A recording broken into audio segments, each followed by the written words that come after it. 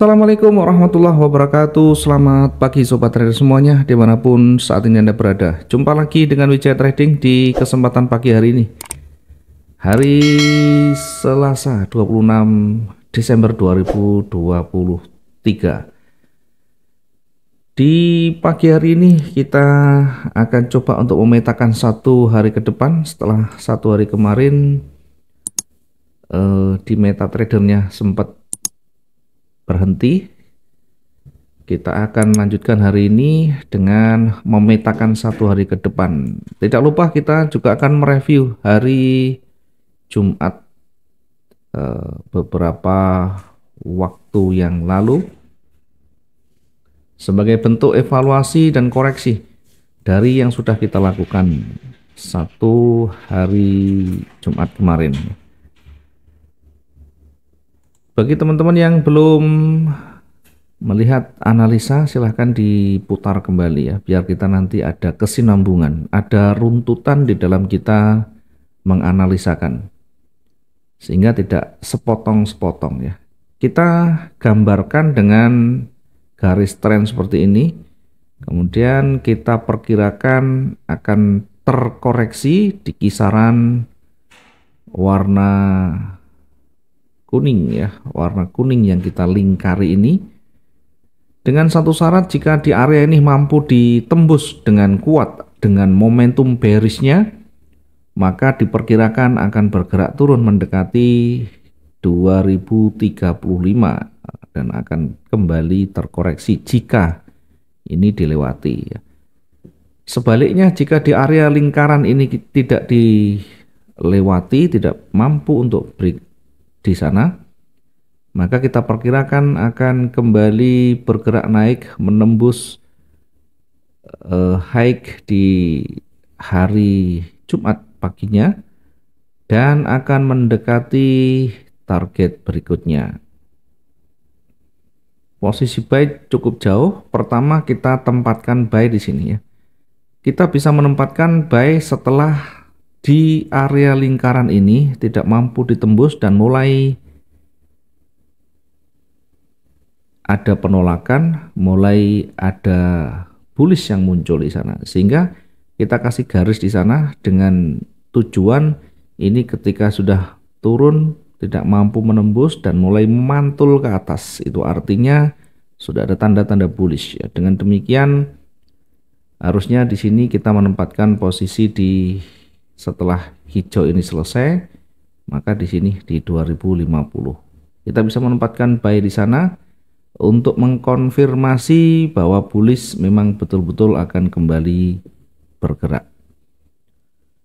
Namun kita juga bisa menempatkan di posisi awal, kita menempatkan buy-nya di 2055.91. Jika di area ini mampu dilewati, maka akan bergerak ke atas mendekati targetnya dan mendekati area jenuhnya. Di area target ini kita juga jadikan sebagai area uji, sebagai resisten yang terdekat. Target yang kedua juga demikian, kita jadikan sebagai area uji di resisten yang berikutnya. Di target yang pertama kita perkirakan akan terkoreksi, kemudian kembali naik. Kenyataan yang ada di target yang pertama dia hanya reject kecil, kemudian kembali naik. Baru ada penolakan, baru memantul setelah berada di target yang kedua. Sehingga kita juga harus menempatkan konfirmasi ketika dia mau berbalik dengan melihat konfirmasi pembalikannya. Selama itu tidak terpenuhi, maka kita jangan melawan tren, jangan melawan arah yang lebih dominan. Dengan demikian di hari Jumat kemarin kita mendapatkan potensi profit yang maksimum meskipun hanya satu kali transaksi. Kita lanjut di hari ini. Kita lihat di hari ini masih belum selesai ya, baru dibuka di beberapa menit ya sudah ada sedikit lompatan.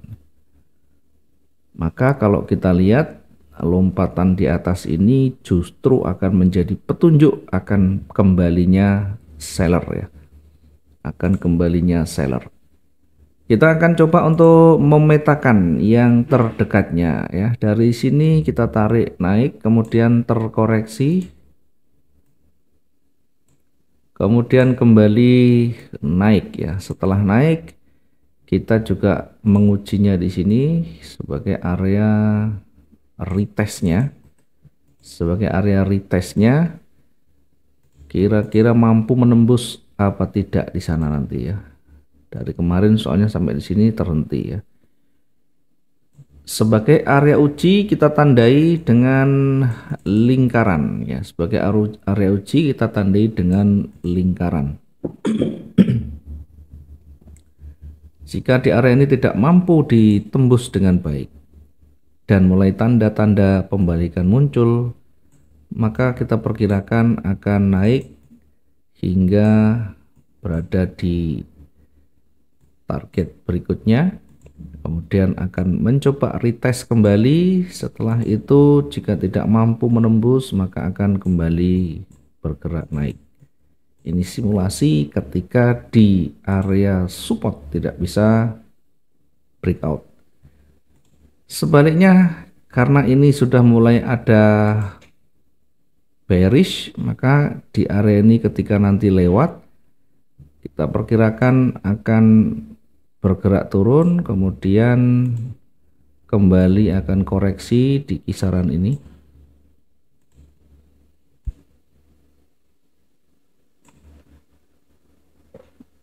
Setelah tidak mampu bergerak naik menembus warna kuning, kita perkirakan akan kembali turun hingga di area resisten ya, hingga di area resisten di sebelah kiri ya. Kira-kira begini. Jadi arahnya kemana? Arah lebih prioritas tentu kita akan memanfaatkan peluang turun dengan catatan tentunya ini sudah break di sana dengan bearish yang sangat signifikan. Sebaliknya jika tidak mampu menembus maka kita menunggu konfirmasi bullishnya. Jadi saat ini masih di posisi yang sangat beresiko, kita menunggu di antara lingkaran itu dilewati atau tidak sekalian. Nah, di awal bagaimana kita bisa menempatkan posisi kita ya? Boleh-boleh saja dimanapun kita menempatkan. Saya lebih condong ke posisi sell dulu.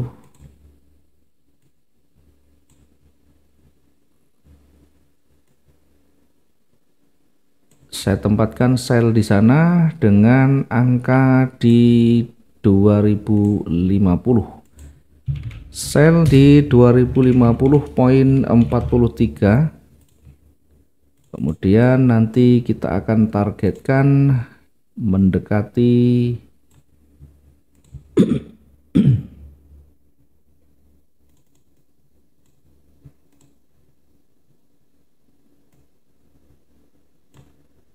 kita targetkan di 2044 ya, target di 2044.29. Berikutnya ketika dia masih kuat kita perkirakan akan mendekati 2037. Oke, 2037 sekaligus menjadi area uji berikutnya. Target yang kedua kita tempatkan di 2037.56. Sementara di titik jenuh jual kita perkirakan di maksimum. Kita perkirakan maksimum di 2029. Ini area jenuh jual. Kita perkirakan di 2029. Selanjutnya di posisi atas.